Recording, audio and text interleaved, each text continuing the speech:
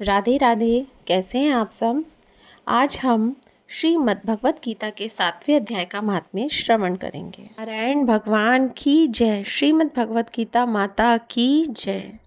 छठे अध्याय के महात्म्य को सुनकर श्री लक्ष्मी जी ने कहा, हे प्रभु, आप 7वें अध्याय के महात्म्य को विस्तार पूर्वक हमारे कल्याण के लिए कहो। श्री लक्ष्मी जी के विशेष आग्रह देकर विष्णु जी ने कहा, हे लक्ष्मी, 7वें अध्याय का महात्म्य कहता हूँ। पटना नामक नगर में शंकुकर्ण नाम का एक वैश्य रहता था। उसके 4 पुत्र थे। वैश्य व्यापार करने के लिए देश देशांतरों में जाया करता था। एक बार मार्ग में जाते हुए उसे काले गोपचीधारी सर्प ने डस लिया, सो वह परलोक सिधार गया। उसके साथी उसकी दशा देखकर दुखी हुए और उसका दाह संस्कार करके उसके संपूर्ण धन को लेकर घर लौट आए। शंकुकर्ण के पुत्रों को उसका सब धन देकर उसके मरने का समाचार कह उसकी गति करने को कहा।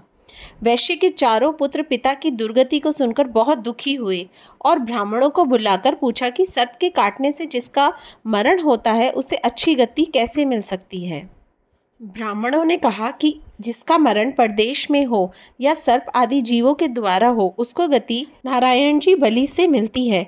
उसके पुत्रों ने शास्त्र की विधि से नारायण बलि को किया। अनेक प्रकार का दान देके ब्राह्मण, साधु तथा जाति भाइयों को विधि पूर्वक भोजन दिया।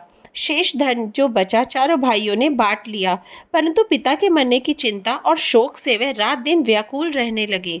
एक दिन शंकुकर्ण के साथी व्यापारियों से एक पुत्र ने पूछा कि जिस स्थान पर हमारे पिता को सर्प ने काटा है, वह स्थान मुझे बताओ, मैं उस सर्प को मारकर अपने पिता का बदला लूंगा। व्यापारियों ने उस वैश्य पुत्र को अपने साथ ले जाकर वह स्थान दिखा दिया। शंकुकर्ण का पुत्र वहां सर्प के रहने का स्थान ढूंढने लगा।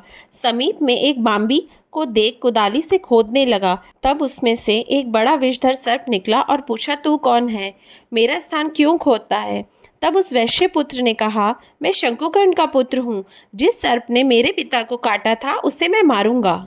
तब सर्प ने कहा, हे पुत्र, मैं शंकुकर्ण हूँ, मुझे मत मार। अब तू घर जाके मुझे इस अधम गति से छुड़ाने का उपाय कर। मेरे पूर्व जन्म के संस्कार से यह दशा हुई है। पुत्र ने अपने पिता के वचन सुनकर कहा, पिताजी, जो उपाय कहो सो मैं तुम्हारी गति के लिए करूं। सर्प ने कहा, हे पुत्र, किसी गीता पाठ करने वाले को ब्राह्मण को घर बुलाकर भोजन, वस्त्र आदि से प्रसन्न करके उसे गीता के 7वें अध्याय के महात्म्य का फल मेरे वास्ते दिलाओ तो मेरा उद्धार हो। वैश्य पुत्र पिता से विदा होकर अपने घर लौट आया और सब समाचार अपनी स्त्री को कह सुनाया।